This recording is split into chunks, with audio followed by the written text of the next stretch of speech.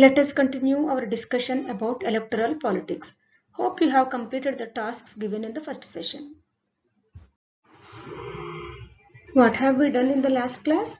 We understood the necessity for elections, what makes an election democratic, and we discussed about the necessity of political competition. How about starting our session with a plexer? A plexer is a puzzle with words, letters, or picture that implies another meaning in the form of a phrase or a sentence. For example, what do you see in that picture? You see two words, pen and sword. How was the word pen written? It was written in bigger letters than sword. So, the puzzle implies that pen is mightier than the sword. Got it? Now it is your turn. To begin with, I gave simple ones. Try. Have you tried? Check your answers here. In this session, you are going to understand the election system of India. Pay attention as you come across with the terminology associated with elections. Hi everybody. Welcome back. Let's progress our journey through democracy. And today, this week is about elections, as you have seen. And today we will be exploring some of the basic principles, not really principles, the basic method of election, really at the really fundamental, functional level. And obviously it's not hard to see why this is required, because as we saw last week, elections is almost is the most important feature of democracy, at least in public eyes. When we want to test the soundness of a country's democracy, if you want to see if a country is democratic or not, we usually look at their elections. That's what we do. We see if the election if it's fair, in that if people are able to lose power through elections, if people are able to if everybody can contest, if everybody can be part of the political system through elections, if everybody is able to vote. So these kind of basic stuff, right? This free and fair elections is how we usually test democracy. That's how we test the functional element of democracy. We might still not be able to grasp the principles, whether the ideals are being met, but elections are the first step, let me say. It's the minimum for a democracy. So we really need to understand elections and how elections happen in India as well, because as we've discussed, at the minimum level, India is perfectly a very sound and robust democracy, right? Since the cornerstone of Indian democracy is the Indian Constitution, let's begin understanding elections from the Constitution itself. So I have with me three of the very important articles on elections. So I'll read them out for us, okay?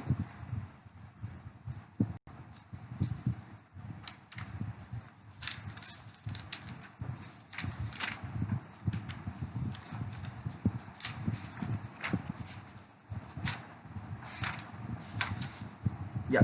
So they are the articles 325, 326 and 327. 325. No person to be ineligible for inclusion in or to claim to be included in a special electoral roll on grounds of religion, race, caste or sex. There shall be one general electoral roll for every territorial constituency for election to either house parliament or to the house of either the house of legislature of a state, and no person shall be ineligible for inclusion in any roll or claim to be included in a special electoral roll for any such constituencies on grounds only of religion, caste, race, sex or any of them, right? You see, I mean, it's somewhat convolutedly phrased, but I think you see the point of the article, which is that there is going to be an electoral roll. So it's laying the foundation for how election is going to be done. There is going to be an electoral roll, a list of voters, and everybody deserves to be on that, and nobody shall be excluded from it on the basis of any of these things, right? And 326 is a reiteration of some kind of that same article, but I won't read the description because we will come to that later. And this is the article that guarantees adult suffrage, and it says election to the house of the people and to the legislative assemblies of states to be on the basis of adult suffrage. That's clear, right? Everybody deserves to vote. Article 327. Power of Parliament to make provision with respect to elections to legislatures. Subject to the provision of the Constitution, Parliament may from time to time by law make provision with respect to all matters relating to or in connection with elections to either House of Parliament or to the House of either House or either House of the Legislature of a state, including the preparation of electoral rolls, the delimitation of constituencies, and all matters necessary for securing the due constitution of such house or houses. The title is very important, which is that Parliament has the right to amend law, the make laws on elections, and that is really important because we shall return. It has been this power of the Parliament has been exercised a couple of times. So Parliament has exerted its influence on elections, on how elections are done, for the good, I must say. Now, it should be clear from this that election is happening to actually one major wing of the government. And what wing of government is that? It is the legislative, and the legislative is basically the wing that makes laws. So the idea is that everybody gets to vote who makes laws, but the other so execution of laws can be decided by the people who make the laws. So executive is elected from the legislative is elected by the people. So that is the level of direct democracy. Even above that, there is election, but there is no adult suffrage over there, that everybody cannot vote there. Everybody can vote only to the legislative. And what are the legislative bodies in India? The two most important ones, the biggest ones, are the Assembly and the Parliament. The Parliament, which is the legislative for the nation as the whole, and the Assembly, which is the legislative for the state. And now the Parliament obviously has two houses, right? Lok Sabha and Rajya Sabha.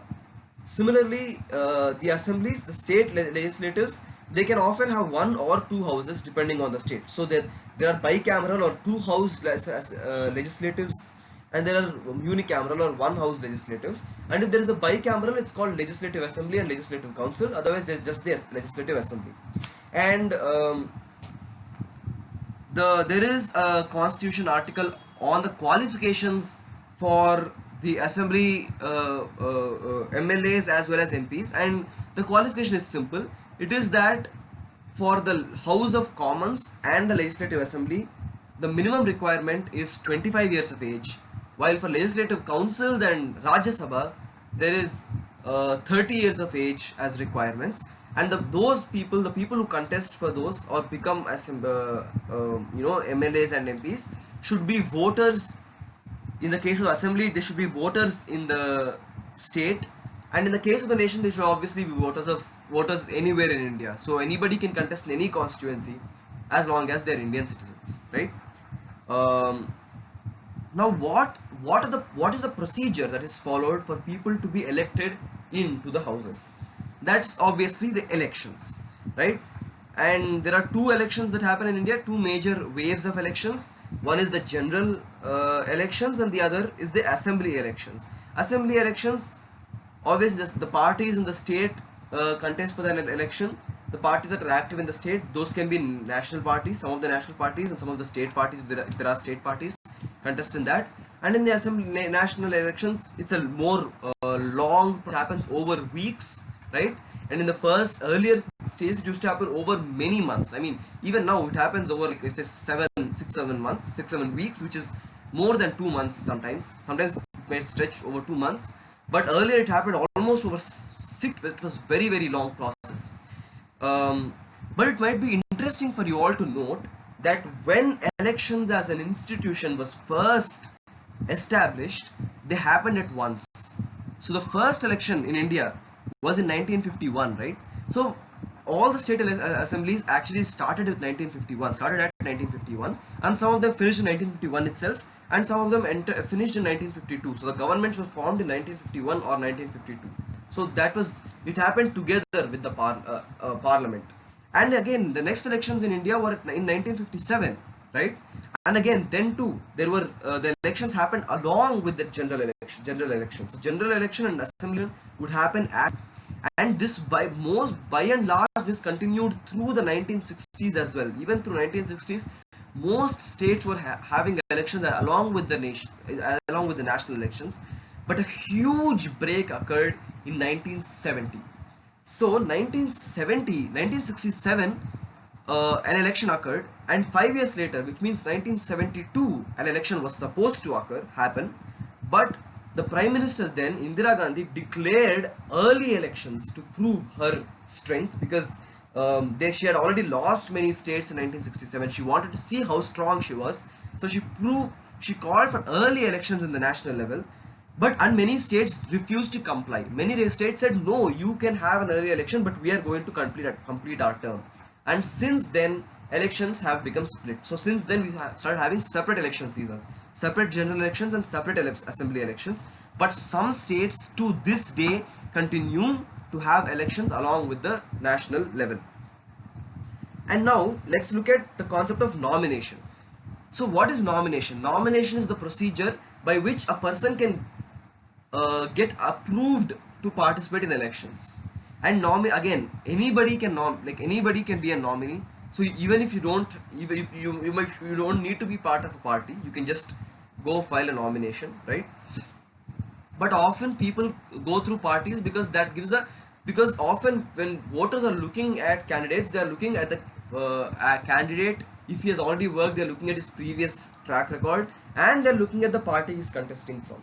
So they're looking at the two of them together, so that there's a greater chance that a person will be elected if he's from a political party than if he's an independent or if he's from a very, very small splinter kind of a party. So that's why people really value being a part of a party to contest in elections. And what are the qualifications? How can one be nominated? As I said, as constitutional article said, that one does not need to have an educational qualification. They need to be of that and that age, right? And they should be belong to that region. That is the basic requirements. And there is something else too. One, through a constitutional article, a constitutional amendment, in fact, a person is expected to submit an affidavit. That means he needs to be scrutinized and needs to show his assets, his criminal record. If he has a very dangerous criminal record, he can be suspended from being a nominee. He can't contest an election. Okay, so he needs to submit his crime record as well as his assets, because that's important for transparency. People need to know what kind of a person he is, so that's required by the election commission. And he needs to submit something called B form. B form is what is known as a party ticket.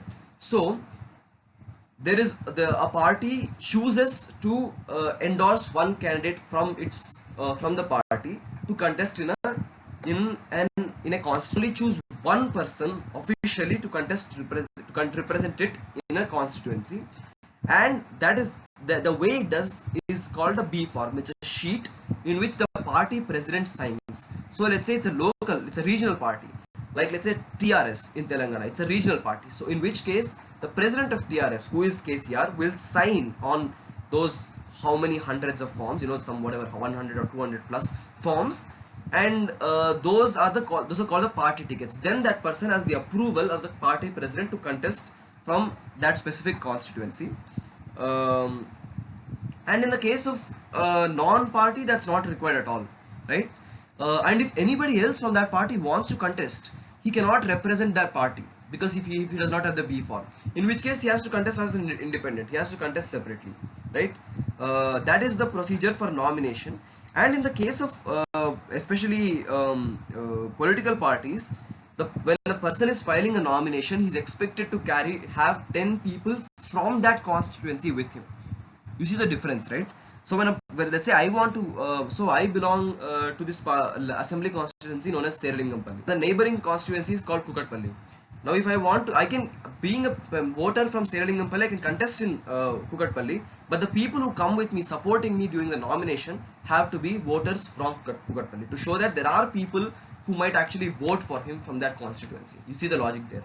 And that is the procedure for nomination. And as I promised, I will return to the constitutional amendment. I talked that was the power of the parliament to pass laws and amend constitutions. So in 1989, through the 61st amendment, an amendment was made to Article 326, which means Article 326 always said that a person has to be 21 years of age to contest to vote. Okay, but through that 61st amendment it was brought down to 18 years of age. So now all of us can, I mean, I can vote because I am 18 years of age. I've crossed 18 years of age, so I'm eligible to vote, right? That's an achievement of the 61st amendment. And so I think we're more or less clear about how elections happen. Now let's conclude by talking about something called a by-election.